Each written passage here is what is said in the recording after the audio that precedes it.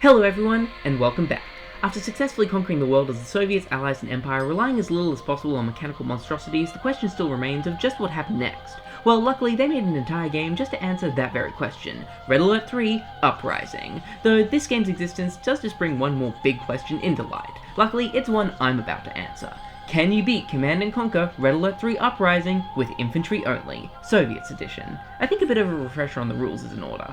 Number 1, I can only make or utilize units created from the barracks buildings, with the only exceptions being transports and base creation / expansion vehicles. Number 2, if for any reason I am forced to use or make any non-infantry units, I can, however, only up until I have an infantry unit to replace it with, at which point the unit must be either destroyed with friendly fire commands or moved to a position where it can't affect the battle. Number 3, this isn't any difficulty challenge. I'll try to beat each campaign on hard, but if I require, I can lower the difficulty down. I'm actually really excited for this run, since I've barely touched this DLC in the past. I think I've done the first missions for each campaign, maybe 2 for the Allies, and that would have been a few years back now, so I really have no idea what to expect. So without any further ado, let's get into this thing. Can you beat Command & Conquer Red Alert 3 Uprising with Infantry Only? Starting out the Soviets campaign, I expected things to follow on from the Soviets' victory in the base game. However, as it turns out, this game decides that the true canonical timeline is that where those capitalist pig dogs the Allies were victorious. We hear from the new president of the European Union, Rupert Thornley, that a full-on occupation and reconstruction of the former Red States is underway. Most of the former Soviets have denounced their old leaders and embraced their new lives under capitalism. However, small resistance still holds out, working in the underground to try and reclaim the glory of the Union. It's not going great though, as we learn from our old friend and new leader of the Soviet resistance, Dasher, that scientists who are key to developing weapons needed for the resistance have been captured in Romania by the Allies. Holding people against their will in Romania. Wonder where the Allies got that idea from. We're being sent in to free and retrieve the scientists. Starting this mission out, we're given a pretty small force of conscripts due to the minimal resources available to us. For most of this mission, my forces are going to be extremely limited, and while I will get reinforcements, it's best to be cautious and do something that I've never really done in any of my other Red Alert runs so far. Care about the lives of my soldiers. I slowly inch my men forward, taking on enemies in small groups to make sure I could deal with them safely. Once you've cleared out this area of all the javelins, you'll want to get your forces garrisoned into these buildings here, as a pretty sizable group of enemies is going to start flowing in, and without these buildings for cover, our guys are sitting ducks. Not long after this, we get our first group of reinforcements in the form of a team of flak troopers, whose anti-armor weaponry will come in handy for clearing out the next roadblock. An assault destroyer is blocking the way, and is being surrounded by 4 repair vehicles, making draining its health take much longer than it should. It's also using its special ability to both increase its armor further and draw any fire targeted at nearby friendly units, meaning we can't even try to take out the support vehicles first. Luckily, the destroyer's weapons aren't all that good against our infantry, so our forces lose health very slowly, and by keeping good track of it, you can easily move any soldiers that are taking damage away from the fight if they start to get too low. Don't get comfortable once the destroyer's gone though, as now the support vehicles that were helping it drop off their engineer passengers to regain their normal guns and immediately go on the offensive. After dealing with these, a few of my soldiers were looking a little worse for wear, so I had them go collect some of the health crates littered around the area. After carefully working my forces deeper into enemy territory, I met up with another group of Soviet prisoners willing to join the cause in the form of some Tesla troopers. With these guys, clearing out the next area is a cinch. They can absolutely shred through the enemy tanks here, really cementing the superiority of man over machine. Not long after this, we meet up with our final group of Soviet troops, and this is our first new addition to the roster, Desolator troopers. These dudes use a stream of poisonous liquid to burn through groups of infantry, which is a pretty unique fighting style, but I don't know, maybe I'm just too ingrained in my old strategies, but I struggle to imagine myself using these guys too much. Once we've joined up with all these forces, you'll want to have your army garrison the nearby buildings, as a large enemy force is on its way, and out in the open, our forces are sitting ducks. With them gone, we now have a clear way to get into the Allies' base and can start rescuing the captured scientists. There are 3 of them total, each being held in their own section of the base that acts as its own little mini-base. Once you've rescued one of these guys, keeping your forces alive is way easier, as they constantly emit a healing aura around them. However, you'll want to be careful to keep them out of harm's way as much as possible, as there's a bonus objective for keeping them all alive. Though, strictly speaking, I think as long as one of them survives, the game still counts it as a win. With all the scientists rescued, we now gotta get out of Dodge, but unfortunately the way we came was blocked as we entered, so the only way to get out is to pass deeper through the Allied base. This is where we have our first encounter with some of the new Allied hardware added in this game, the FTC X3 Pacifier Field Artillery Vehicle. I'm just going to call it a pacifier. These things can be super annoying to go up against, and if you don't know what you're doing, you can lose a lot of your forces. For the most part, the pacifier is an immobile artillery platform able to pummel our forces with explosive rounds from a long way away. Trying to move in against it with any sort of large army will see them being slowly whittled down, as not all of them can get out of the way in time, so you'll want to go in with a small team so you can better maneuver them to avoid attacks. Once our forces are in range though, this thing still isn't completely defenseless, as it can switch to a mobile mode armed with an anti-infantry turret. Because of this, I found the best strat to clear the path of these things is to move forward with a single Tesla trooper, and once close enough, switch it to its jammer mode to render the pacifier helpless before moving up the rest of my forces to take it out. Rinse and repeat for the whole base. Midway through the base, Dasher realizes that something's off about the forces here, and that this isn't an allied base at all. Rather, it's a FutureTech facility, a private company whose technological developments were crucial in helping the Allies claim victory in the war. Eventually, we get back to where we started, where the boat that dropped us off is ready to pick us back up. How are we all fitting in there? We have almost double the people we arrived with.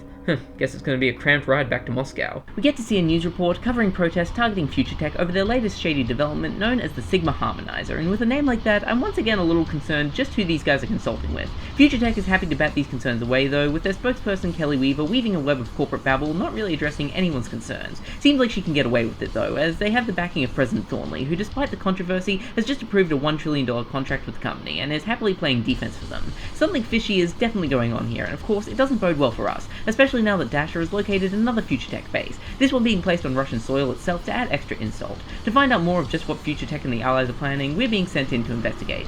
We don't have much intel to go off here other than the fact that the base is across the river, so I guess that's where we're headed. Once again, we have a very limited team to start with, so be careful as you move your army forward. It's not too hard to get most of your forces through unharmed here, but we do get introduced to another new face to the Allies' arsenal in the form of the Cryo-Legionnaire, and these things are absolutely brutal. You never want to face them head on. They're able to freeze vast swaths of our army for other soldiers to take out effortlessly, or they can take us out themselves with their ground pound ability. I hated fighting these things, and I never found an effective way to deal with them without losing tons of my men. What's the bet that they're suddenly a whole heck of a lot less useful when I get my hands on them in the Allies run? Once I got a few of my forces in position overlooking the FutureTech facility, we get to see the full extent of the horrors they're up to here, as we see them testing their cryo weaponry on civilians dressed up as soldiers. This enrages Dasher, who orders the base destroyed by a fleet of Kiros, which doesn't go particularly well.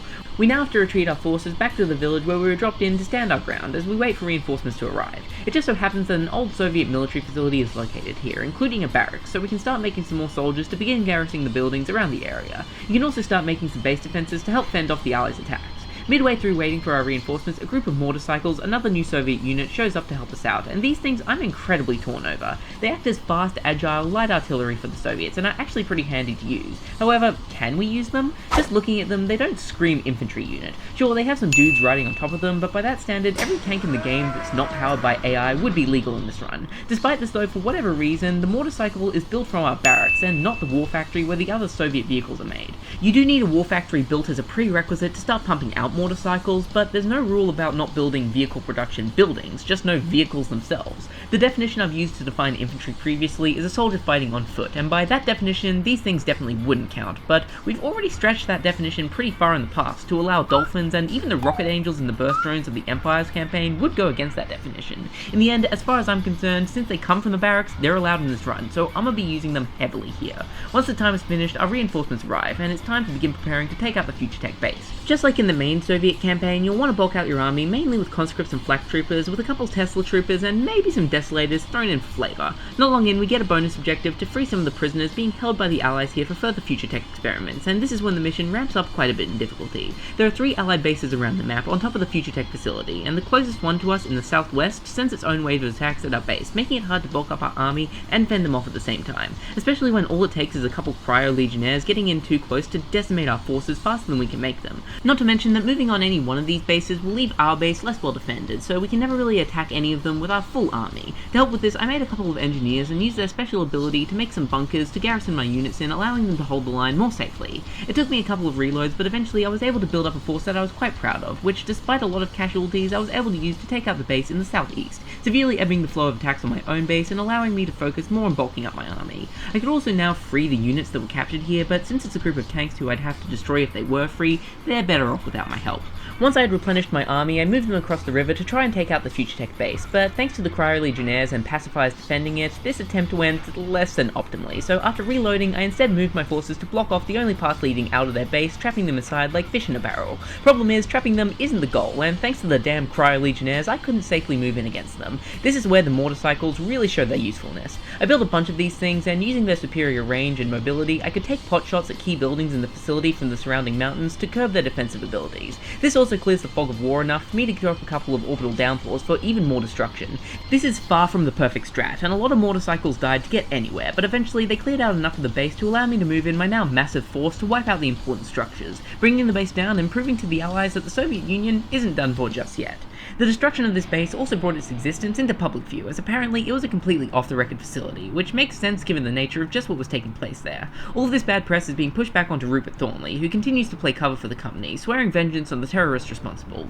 Meanwhile, Dasher has managed to locate yet another secret FutureTech base, and obviously we can't rest until every last one of these things is gone, so we're being sent in to take it out. I struggled with this mission so much. I know that might sound weird given that this is only the third mission of the game, but remember, this campaign is only 4 missions long, so we're past the halfway point. Over 2/3 of my total footage from this playthrough is just me failing over and over and over again at this mission. It had me pulling hairs out, but more on that later, as the start isn't too bad. We have to clear out all the outer islands surrounding the facility, and just like all the previous missions, we're given a very small force to start with. This time though, we only have some sickles, which you might have noticed aren't infantry, but since we don't have any other forces to use at the moment, we can play around with them. After each island we clear, we get some more reinforcements to help in taking out the rest, but none of them are infantry, so we're stuck using mechanical beasts for a good long while. Also, after every island we clear, a Sputnik gets flown in and sets up to let us build around them when we get access to base creation later. There are a couple bonus objectives for clearing out some other FutureTech positions, but to be frank, I couldn't be bothered with these, so I just left them be. Once we've cleared out the final island, our main base rolls in, and along with it we finally get our hands on a group of flak troopers. This is when things start to get a little stressy, as there's quite a few things that you need to focus on doing at once. You want to start killing off all your non-infantry units so they don't interfere with the battle, with the exception of the bullfrogs, since as a transport we can still get some use out of it. This takes quite a bit of time, as when our main base showed up we also got some of these Reapers as reinforcements, a new vehicle for the Soviets, or more like an old one, being a scrapped version of the sickle so over encumbered with heavy weaponry it can barely stand up.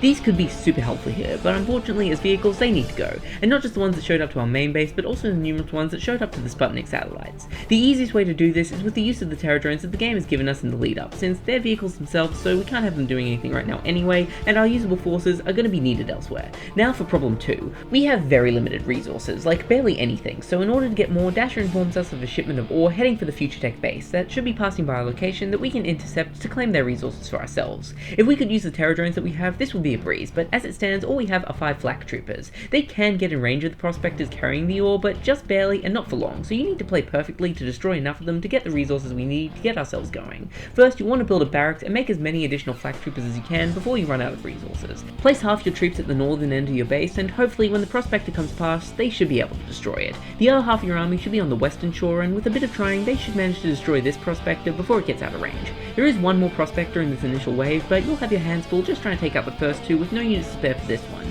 but we can still get it by purchasing the orbital drop secret protocol and sniping it from above. Nice shot! This should give you ample resources to build a generator and a refinery so you can start to sustain yourself.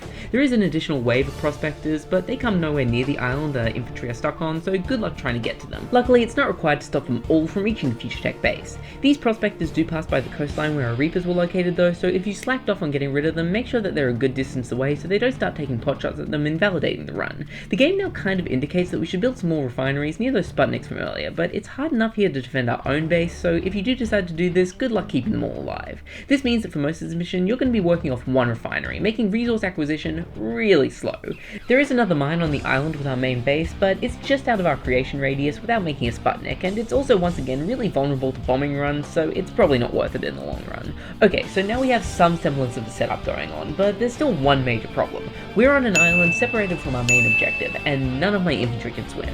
This means whatever army we're going to use is going to need to be transported across the water by bullfrog, and each of those can only carry 5 units. Our options are to either waste a lot of resources building transports to get our soldiers across, or to use a few doing multiple trips back and forth, which will probably just lead to the first arrivals getting killed off by enemy forces before we can build them up. Neither of these are really workable options. For several failed runs, I kept parachuting men in, trying to find spots where the patrols were light enough that they wouldn't get immediately vaporized, and then walking them around a little bit, looking for anything that seemed important to destroy. The closest thing to a strategy I could work out was to find where power stations were around the base and use orbital downpours to take them out in the hopes of knocking down the power grid. I also had some luck parachuting in engineers to capture enemy buildings and then selling them off to both chip away at the base and earn some extra cash on the side. This whole process takes ages and is super unreliable, since any soldiers we land in can just get immediately killed off, but using this I was able to clear a good portion of the island, eventually letting me bring in some Tesla troopers who, thanks to the island's defenses now being down, were able to absolutely shred through the remaining structures. I know this footage makes it look like the base is putting up no resistance whatsoever, but trust me when I say getting it to this point was hell. Just hours and hours of poking and prodding them to see what would work. I'm honestly shocked I never lowered the difficulty down. Despite our efforts to hold up FutureTech and increasing public backlash, it seems like they're still going ahead with the launch of the Sigma Harmonizer, now with an increased allied military presence to help defend the project. During the destruction of the last facility, Dasher discovered the true purpose of this project, being a new version of the Soviets' old time travel tech, this time with the ability to selectively stop time for a specific area. It goes without saying that this would essentially make them unstoppable, so we're being sent in to destroy the device before they can put the finishing touches on it. The Allies are once again really not beating the allegations, as they decide to name the island where they're building the Sigma Harmonizer Sigma Island, which if you ask me just sounds like what a crypto bro would call Little St. James. Before we can launch our attack, we need to clear an area for our base, which is pretty easily done. Once your base is ready, you should sell off all your unimportant structures like your docks and start producing flak troopers and conscripts and start them garrisoning the buildings around your base for some more defenses. I'd also recommend building plenty of base defenses around as well, mainly focusing on Tesla coils and maybe a few flak cannons. You can also make some engineers and have them capture the nearby oil rigs for some extra income. Not long in, we get to see just what the Sigma Harmonizer is capable of. Occasionally, throughout this mission, for brief periods of time, you'll lose control over your army. Everything will just kind of stop in place, and you'll be a sitting duck. This is a little annoying, but at first I didn't even notice it was happening since I was experiencing unrelated gameplay freezes anyway, so I was just thinking my PC was struggling a little more than normal. Soon after the first freeze, the game makes a big deal about this new piece of allied armor, the FutureTech, but I don't really know why, as these things didn't really pose that much of a challenge. It's not like they're completely useless, I can see them doing some pretty serious damage, but this mission gives us a lot more opportunity for resources than the last one, so we can build up a pretty massive army slash base defenses that can always overpower them. There's even a whole bonus objective to capture specific buildings to shut down the creation of these things, which I did do, but I don't know why the game seemed to be hyping these things up so much. Speaking of bonus objectives, the other one is to clear out the airbase on a separate island, which is jamming our aviation abilities, which also isn't too important since we can't use aircraft anyway, but destroying it does limit the Allies' bombing capabilities, so I chucked a couple vacuum imploder shots at it to knock it down. We also get access to the final new Soviet unit, the Grinder, which is a tank, so no point even talking about it really. Once I had a large enough force, I moved into the facility and started taking out the structures manufacturing the parts for the Sigma Harmonizer. Honestly, this isn't all that hard. I took a lot of casualties, but again, being able to bring in a lot more resources means that replacing them isn't all that hard, and using the same strat of overwhelming force and knocking out the power as always, we can easily take down all of these structures. Once done, the mission isn't over yet, as the Sigma Harmonizer itself is still semi-operational, and until it's destroyed completely, we can't rest. This is where things get a little more tricky, as the Harmonizer itself is located on a separate island from the rest of the facility, the same one that the airbase I mentioned earlier is located on. Given our excess of resources, I could just build a bunch of bullfrogs to launch my army over, but I already had a bunch of protocols loaded up, and I see no reason to waste them. It takes 2 vacuum imploder and orbital downpours to take it down, and they did try this same strat on me, hitting me with a proton collider round, but at this point they don't really pose any threat whatsoever, so it's only a matter of time until the Sigma Harmonizer is taken down once and for all. With their plans put to an end and the true purpose behind the Sigma Harmonizer revealed, FutureTech and Rupert Thornley are thought to have a very messy, very public breakup, with Kelly Weaver throwing him under the bus for the whole affair. Dasher informs us that many Allied leaders have contacted her to thank us for putting an end to his plans, apparently themselves being unaware of his true intentions. With the trust that we've gained from this, Dasher plans to slowly rebuild the great Soviet Union, and once again bring glorious communism to the... Huh? Oh, great, the game froze. Well, that kinda kills any satisfaction of victory. So, can you beat Red Alert Command & Conquer 3 Uprising Infantry Only? Damn straight you can. Honestly, this is more of a victory than any of my other runs, since this is the first time I've managed to get through completely on hard, is what I would say if I hadn't have realized in editing I actually had the last mission set to medium by mistake. Whoopsie, yeah, I was thinking that there was a pretty big difficulty drop between the 3rd and 4th mission.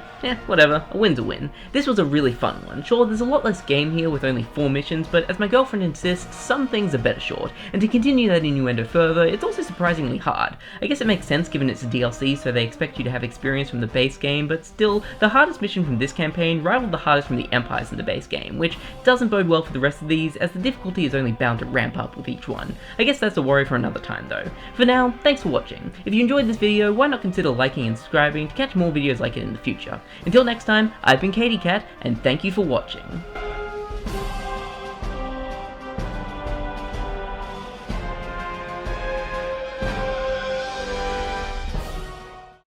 Kyle, if you're still watching, I'm sorry this video took so long.